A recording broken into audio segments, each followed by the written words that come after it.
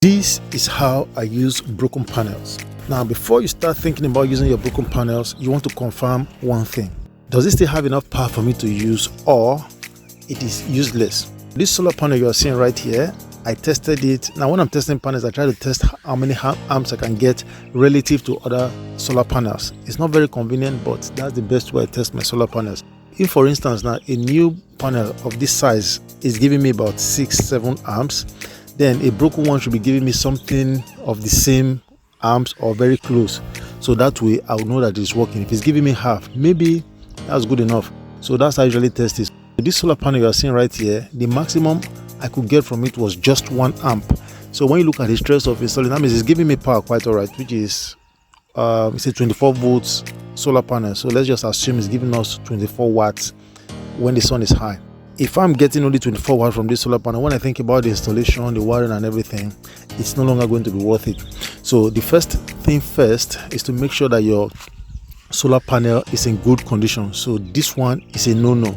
The other one you're seeing right here, I've been using it for over 4 years right now, and it's been working perfectly well. That is the panel right there. You can see the crack on it.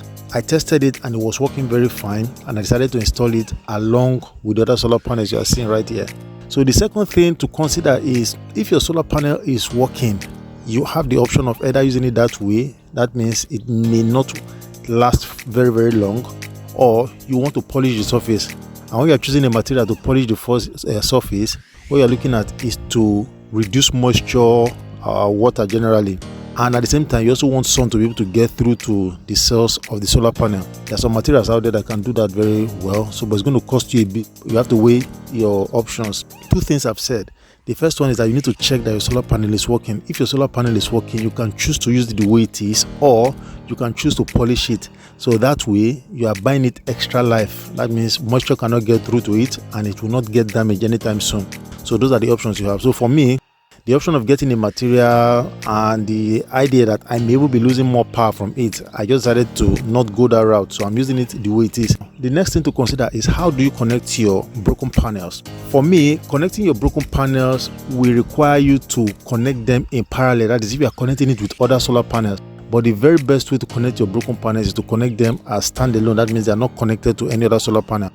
If you connect them, for instance, in series with other solar panels, as the panel degrades over time, the power you are getting from that series connection will be dropping accordingly. So you don't want that to happen. Most of the time, we don't check. A lot of people don't follow up how much the power they are getting, and they don't even know that their power is dropping until their battery is affected. That way, it's a very big risk to connect it along with other batteries, in series especially.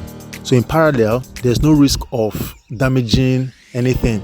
If a panel is not working when it's connected in parallel, it does not really affect the other string in that parallel connection. So let me know if you've had a different experience. For me, once the solar panel dies in a parallel connection, it does not affect any other thing. Everything just keeps working the way they are working. So, but maybe for some reason, maybe the way they are connected, I don't know. So I want to believe that if you have an experience where you connect it in parallel and it still affects, let me know in the comment section below. But for me, once I shut one solar panel down in a parallel connection, the only thing that I lose is 1 solar panel's worth of power. So that's why I'm confident in this installation right here to connect it in parallel with the other solar panels that are here, and I've not had any issues with the connection. I hope you learned something today about broken panels. So next time you want to get a solar panel, don't be in a hurry to install or do anything. The first things first is always to check if it still has enough power that is worth your energy and the other resources you're going to use, mounting it, the wire you're going to use. So if it is not worth it, then the next best thing is to throw them away. So see you and catch you on the next one.